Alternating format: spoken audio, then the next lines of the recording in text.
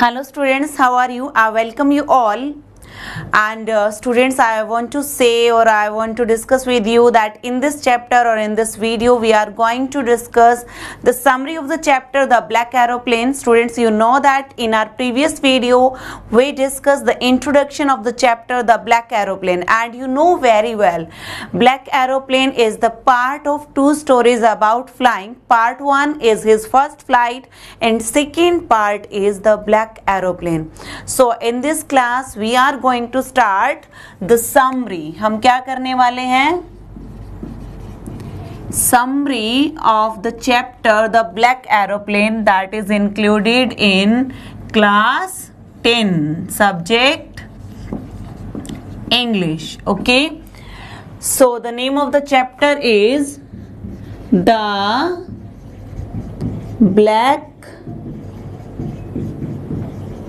Aeroplane. Okay बेटा, हम कौन से चैप्टर की समरी करने वाले हैं? We are going to start summary of chapter the black aeroplane. The story black aeroplane is about a pilot. Okay, ये जो स्टोरी है वो किसके बारे में है? It's about a pilot who feels happy and contented to fly over a city that is sleeping. वो बहुत खुश हो जाता है उस सिटी के ऊपर से फ्लाई करने के लिए जो बिल्कुल सोया हुआ था. अब यहाँ सोए हुए का मीनिंग क्या है? Symbolical meaning is there. It was the night time when he was flying, जब वो जा रहा था. So many dreams were there in his mind. उसके माइंड में बहुत सारे ड्रीम्स थे और वो जो अपनी उड़ान भर रहा था वो पेरिस से लंदन की उड़ान भर रहा था. Means he was going from Paris to London. वो पेरिस से लंदन जा रहा था and he was very happy कि he will meet his family members and enjoy delicious breakfast with his family members, and he was very happy when he was flying that aeroplane. But suddenly the weather changed. अचानक ही weather क्या हो जाता है? Change हो जाता है. There were dark clouds. बहुत dark clouds थे and to fly an aeroplane,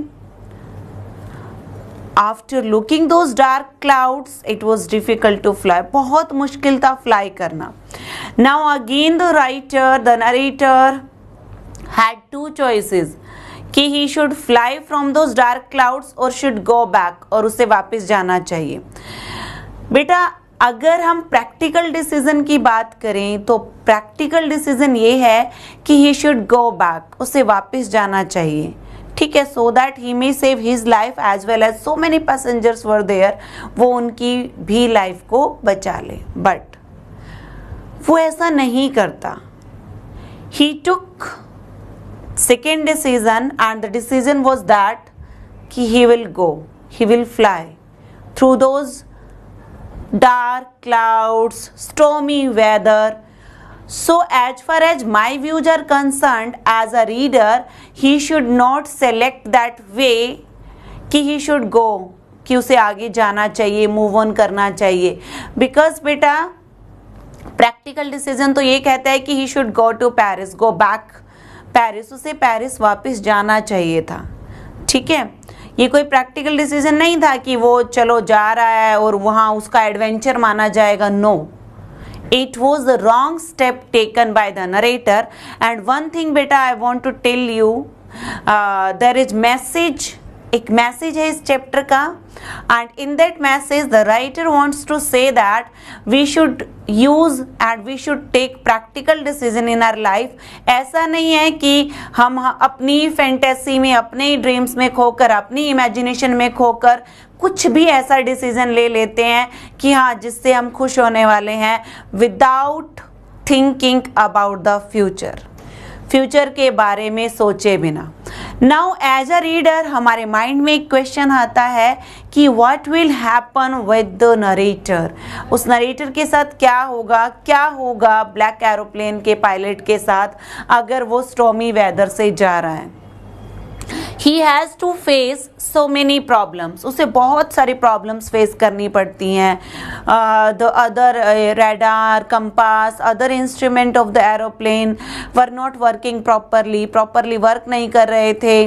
Okay, and it was not possible for him to see the direction. Directions भी उसे समझ में नहीं आ रही थी. और fuel की बात करें तो very less amount of fuel was there left in there. बहुत कम मात्रा में fuel बचा था. Now he was in a situation of dilemma. अब तो हम इसे dilemma की situation भी नहीं कहेंगे, आगे को आप पीछे खाए वाली situation भी नहीं कहेंगे, क्योंकि अगर अब वो सोचेगा कि I should go back to Paris तो नहीं जा सकता वो पेरिस, क्योंकि फ्यूल भी बहुत कम मात्रा में बचा है. Now what happened in the story? In the story a miracle happens. एक मिराकल होता है और उसे लगता है कि one another aeroplane is there in the sky जो फ्लाई कर रहा था on stormy dark clouds में से. And उसे लगता है कि the pilot of that aeroplane wave him. उसको क्या करता है? वेव करता है और इशारा करता है कि come and follow me. आओ मुझे फॉलो करो. I will save your life. मैं तुम्हारी लाइफ को सेव कर दूंगा, तुम्हारी लाइफ को बचा दूंगा. Now what that pilot will do? अब उसके पास कोई और ऑप्शन ही नहीं है. ब्लाइंडली उसे उस पर क्या करना पड़ता है? फेथ करना पड़ता है और वो उसको क्या करता है? फॉलो करता है, उसका अनुसरण करता है. ओके, तो जैसे ही वो उसको फॉलो कर रहा है तो थोड़ी देर में उसे लगता है कि यस, उसने सेफली लैंड कर लिया है. When he went to the lady of the control room and asked about the second pilot, okay, of the black aeroplane, and she's surprised to see कि no, on the radar I was able to see only your one aeroplane. मैं radar पर सिर्फ आपका ही aeroplane देख रही थी, वहाँ कोई और एरोप्लेन नहीं था. So the story the black aeroplane ended with open question. ये जो story है वो open question से end होती है. And the open question is कि who was the pilot of the black aeroplane? कि उस black aeroplane का pilot कौन था? कौन था? Right, answer upon us. Maybe it may be the imagination of the pilot of the Dakota pilot की imagination हो सकती है ये. Maybe वो इतना ज़्यादा skillful था कि उसका माइंड उसे राइट डायरेक्शंस दे रहा है कि yes, I should go to that way, कि हाँ मुझे इस रास्ते पर जाना चाहिए.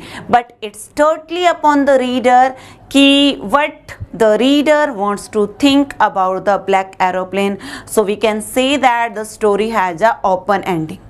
One thing which I want to tell you, two stories about flying. Here is two parts. One is his first flight and second one is the black aeroplane.